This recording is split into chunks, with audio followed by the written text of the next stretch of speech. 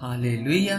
स्वागत है आप सबका मेरी भविष्यवाणियों की पुस्तक में। तो आइए हम आज के पवित्र वचन को पढ़ेंगे जो कि परमेश्वर के दास प्रेरित अंकुर यूसुफ नरूला जी के द्वारा लिखा गया है। परमेश्वर का डर जरूरी है। जैसा कि उत्पत्ति की पुस्तक अध्याय 20 उसकी 11 आयत में लिखा है, अब्राहम ने कहा, मैंने ये सोचा था कि इस स्थान में परमेश्वर का कुछ भी भय ना होगा, इसलिए ये लोग मेरी पत्नी के कारण मुझे घात करेंगे। मेरे प्रियो, बाइबल में लिखा है कि जब एक व्यक्ति के जीवन में परमेश्वर का डर होता है तो वह परमेश्वर और मनुष्य दोनों का अनुग्रह पाता है। अनुग्रह क्या है? यह परमेश्वर की तरफ से एक ऐसी दया है जो आम लोगों के जीवन में नहीं बल्कि परमेश्वर की ओर से उसके लोगों के ऊपर होती है, और ये अनुग्रह आपको परमेश्वर का डर मानने के द्वारा ही मिलता है। मेरे प्रियो, जब हम बाइबल में उत्पत्ति की किताब में अब्राहम के बारे में पढ़ते हैं तो लिखा है कि जब अब्राहम अपने लोगों के बीच में से निकला तो वह जगह जगह जाता था। तब वह एक जगह पहुंचा जहां उसने अबीमेलेक नाम के एक व्यक्ति को झूठ बोला कि सारा मेरी पत्नी नहीं बल्कि मेरी बहन है। जब अबीमेलेक सारा को अपने घर लेकर गया तो रात को परमेश्वर ने सपने के द्वारा उसको बताया कि सारा अब्राहम की पत्नी है। फिर अबीमेलेक ने परमेश्वर से कहा कि उसने तो कहा था कि वह मेरी बहन है। फिर परमेश्वर ने उसको कहा कि तूने उसको अपने पास रखा है और उसके कारण तू मर जाएगा क्योंकि वह सुहागिन है।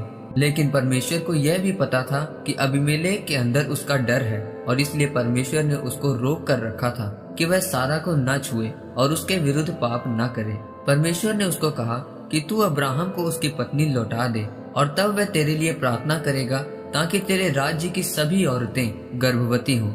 मेरे प्रियो, इस घटना के बाद अबीमेलेक ने अब्राहम से पूछा कि तूने मेरे साथ ऐसा क्यों किया? तू इतनी बड़ी विपत्ति को मुझ पर क्यों ले आया?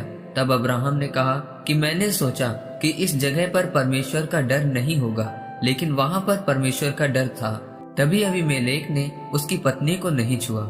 इसका मतलब है कि जहाँ पर परमेश्वर का डर होगा वहाँ पर परमेश्वर का अनुग्रह होगा। अब्राहम और अबीमेलेक दोनों के जीवन में परमेश्वर का डर था। मेरे प्रियो, आज अगर आप पवित्रताई में हैं और पूरी प्रार्थना करते हैं, उपवास भी रखते हैं, लेकिन अगर आपके जीवन में परमेश्वर का डर नहीं है तो हो सकता है कि आपके जीवन में वह काम ना हो जो वह करना चाहता है। आज बहुत सारे लोग मसीह में होने के बाद भी आशीषित नहीं है क्योंकि उनके जीवन में परमेश्वर का डर नहीं है, और इसलिए परमेश्वर उनके रास्तों को नहीं खोलता क्योंकि वह उस तरह चलना चाहते हैं जैसे दूसरे लोग चलते हैं। वैसे चलकर सिर्फ दूसरे लोग ही आशीषित हो सकते हैं, लेकिन आप नहीं। जब तक आप परमेश्वर का डर नहीं रखते तब तक आप परमेश्वर के अनुग्रह को नहीं पा सकते।